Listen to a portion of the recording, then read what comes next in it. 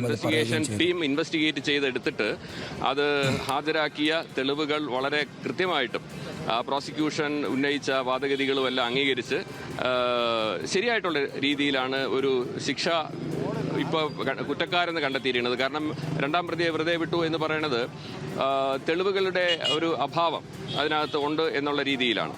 പിന്നെ അതേസമയം മൂന്നാം പ്രതിക്കെതിരെ പോലീസ് ചാർജും അതുപോലെ കോടതി ചാർജ് ഫ്രെയിം ചെയ്തതും തന്നെ തെളിവ് നശിപ്പിച്ചതിന് മാത്രമാണ്. അപ്പോൾ അതിലേക്ക് മാത്രമാണ് ഈ കുറ്റക്കാരനെന്ന് മൂന്നാം പ്രതി നിർമ്മലകുമാരൻ നായരെ കണ്ടെത്തിയിരിക്കുന്നത്. പക്ഷേ എന്നാൽ ഒന്നാം പ്രതിയെ സംബന്ധിച്ചിടത്തോളം തട്ടിക്കൊണ്ടുപോകലിനും വിഷം കൊടുത്ത് കൊന്നതും കൂടാതെ കൊലപാതകം 302 കൂടാതെ പോലീസിനെ തെറ്റിദ്ധരിപ്പിച്ചതിലേക്കുള്ള 203 വകുപ്പ് അനുസരിച്ചുള്ള ഇന്ത്യൻ ശിക്ഷാ നിയമത്തിലെ അതെല്ലാം തന്നെ കൃത്യമായിട്ടും കോടതി ഈ സാഹചര്യ തെളിവുകൾ കൊണ്ടാണെങ്കിലും ശാസ്ത്രീയമായിട്ടും ഡിജിറ്റൽ തെളിവുകളും മെഡിക്കൽ വിദഗ്ധരുടെ അഭിപ്രായവും ഉൾപ്പെടെ പരിഗണിച്ചാണ് കോടതി പ്രകാരം കുറ്റക്കാരെ കണ്ടെത്തിയിരിക്കുന്നത്.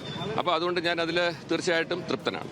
സാർ, നമുക്ക് ഈ പറയുന്ന മരണമൊഴി ഇല്ലായിരുന്നത് അതൊരു തരത്തിൽ നമുക്ക് വെല്ലുവിളിയായിരുന്നു. അതിനെ എങ്ങനെയാണ് പ്രോസിക്യൂഷൻ മറികടക്കാൻ വേണ്ടി കഴിഞ്ഞത്? അതിൽ പൂർണ്ണമായും മരണമൊഴി ഇല്ല എന്ന് പറയാൻ കഴിയില്ല. കാരണം 2 മരണമൊഴി ഈ ഷാരോൺ രാജ് കൊടുത്തിട്ടുണ്ട്. അതിൽ ഒന്ന് മജിസ്ട്രേറ്റിനോട് കൊടുത്തതാണ്. ആ മജിസ്ട്രേറ്റിനോട് കൊടുത്തപ്പോൾ ആ സമയം ഷാരോൺ രാജിന് അറിയില്ല ഈ ഗ്രീഷ്മ വിഷം കലർത്തി കൊടുത്തത് ആണോ എന്നുള്ളത് ആ സമയത്ത് അറിയില്ല.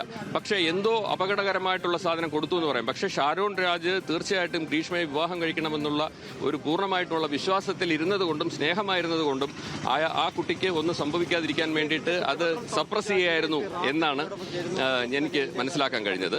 പിന്നെ കൂടാതെ ഇതിൽ ഈ പറഞ്ഞിരിക്കുന്ന ജയരാജ് എന്ന് പറയുന്നത് ഷാരോൺ രാജിന്റെ അച്ഛനാണ്, പപ്പയാണ്.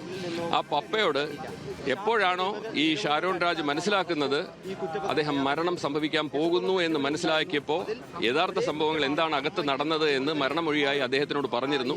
അദ്ദേഹം വളരെയധികം അവശനായിട്ട് കിടപ്പിലായിരുന്നു എങ്കിലും കോടതിയിൽ വന്ന് അത് മൊഴി കൊടുത്ത് അത് തീർച്ചയായിട്ടും ഈ കേസിനെ തെളിയിക്കാൻ എനിക്ക് വളരെ സഹായകരമായി.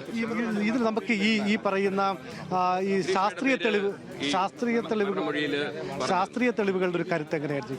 ശാസ്ത്രീയമായിട്ടുള്ള തെളിവുകളാണ് ഇതിൽ ഏറ്റവും കൂടുതലും. ഡിജിറ്റലായിട്ടും ശാസ്ത്രീയമായിട്ടുള്ള തെളിവുകളാണ് ഇതിനകത്ത് നമുക്ക് വളരെയധികം ഗുണപ്രദമായിട്ട് ലഭിച്ചത് പ്രോസിക്യൂഷന് വേണ്ടി. Thank you. അപ്പോൾ ഏതായിരുന്നാലും നാളെ നല്ല വിധിയായിട്ട് ആശംസിക്കുന്നു.